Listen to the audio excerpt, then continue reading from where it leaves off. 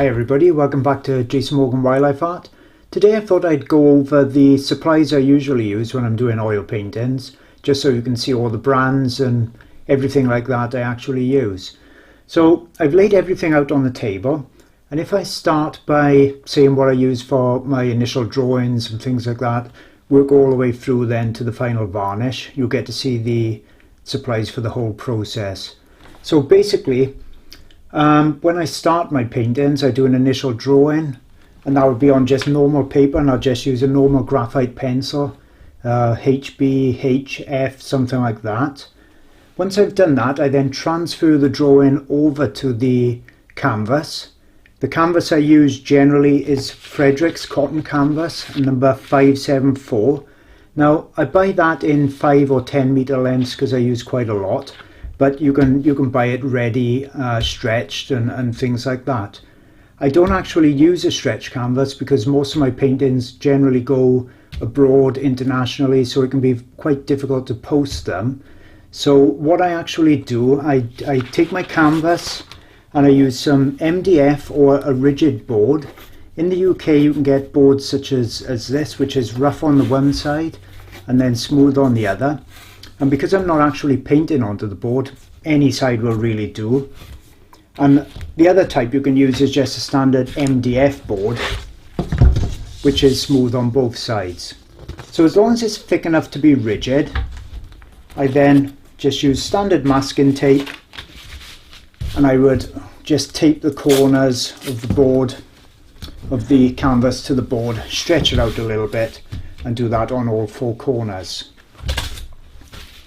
The canvas is already primed, so I don't have to worry about that. And then if I'm actually transferring over onto a white or a lightly toned type of canvas, I'll use graphite paper. So graphite paper you can get from any art store, and that's just graphite on the one side, not on the other. So all I would do is just take it out like that, graphite side down, drawing on top, and then trace pushing through the drawing on top to transfer it to the canvas. So I'll get that out of the way. Some instances you'll be painting onto a dark primed canvas, or one that you've done a dark acrylic painting on there as an underpainting, and you may want to actually put something like leopard spots or tiger markings back on top from your drawing, and that's when I would use a white transfer paper. So exactly the same as the black graphite, only it's white, so that then shows up easily on a black underground. Okay, so when that transferred drawing is on the canvas, if you then start with oils, you'll find that the canvas will actually, or the drawing will actually move and be smudged when the oil painting is going on there. So I'd rather fix it on there, and for that I use one of these artist fixatives, and this is a permanent one made by Winsor & Newton.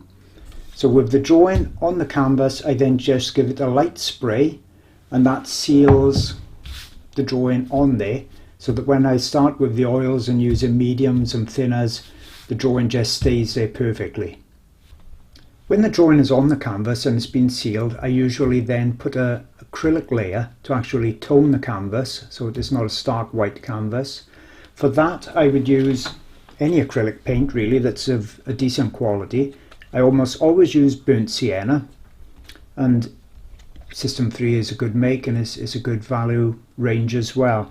So all I would do with that is just put a little bit of burnt sienna in a mixing tray. Just use any standard cheap brush, water it right down then so that it's very transparent, and as you've seen in my other videos, you've seen me creating a tonal underpainting with just acrylic. Once that is fully dry, it's time to start with the oil paints. So if I go through some of the oil supplies, I use an odorless thinner. Now there's lots and lots of different types out there, you can use any type you want. Personally, I've always used the Bob Ross one just because there's no odour to it whatsoever, nothing at all. You've got to keep in mind that it's still a dangerous product, so you still want good ventilation and things like that, and it can be tricky sometimes when there is no smell. You forget how dangerous these things can be, so always be cautious with that. Walnut oil I use, a walnut alkyd medium. Now that is a combination of a walnut oil, which makes the paint apply easier. The alkyd medium in there makes it dry faster.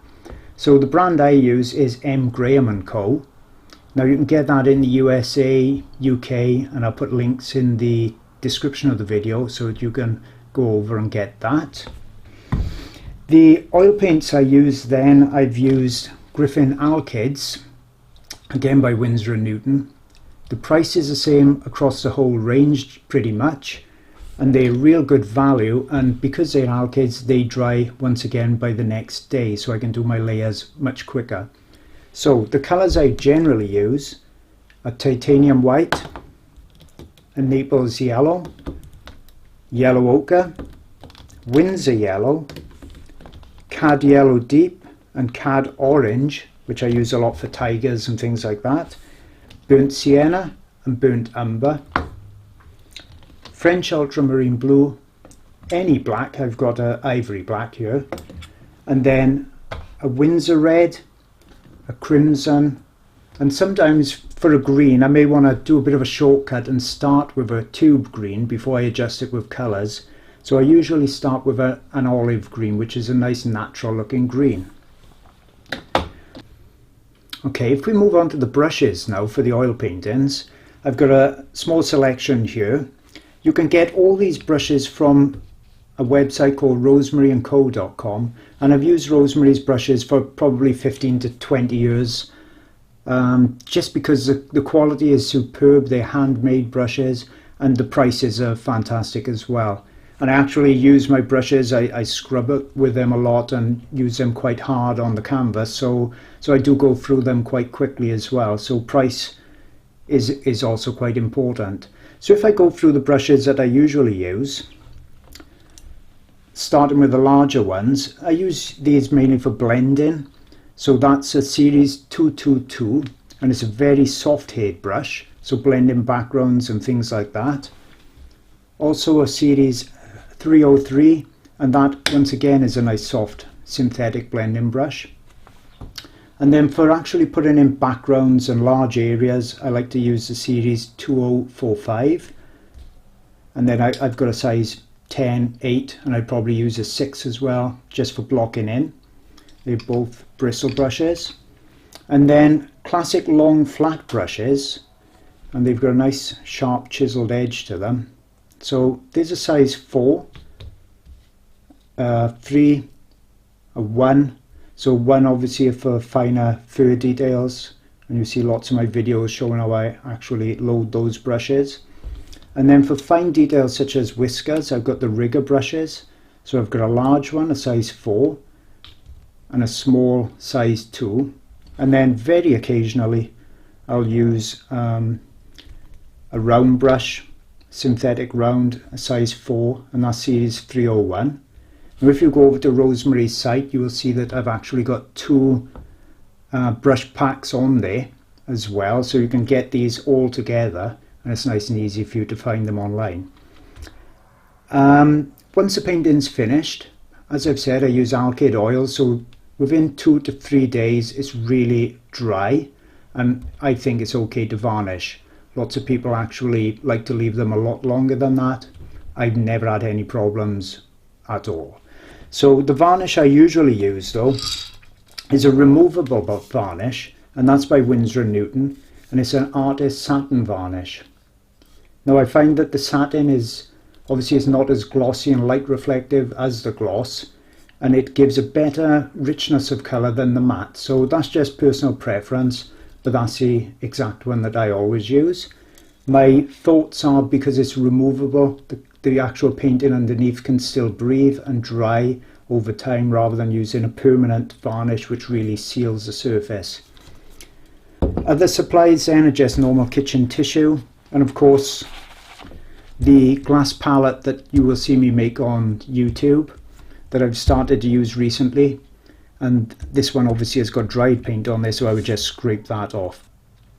The other thing I do use on all my videos that you may wonder what it is this piece of wood with a bit of t-shirt stuck on the top, and the technical term for it would be a marl stick, and basically it's just a piece of wood which you use to actually rest your hand on to stop your hand going onto the wet paint, and also it gives you a bit of a support as well. Mine is made out of just a piece of 1 1/4 or 1 1/2 inch wood by about 1/4, a t-shirt on top as I've said, and a little bit of masking tape just to stick it on there. And that's another useful piece of kit.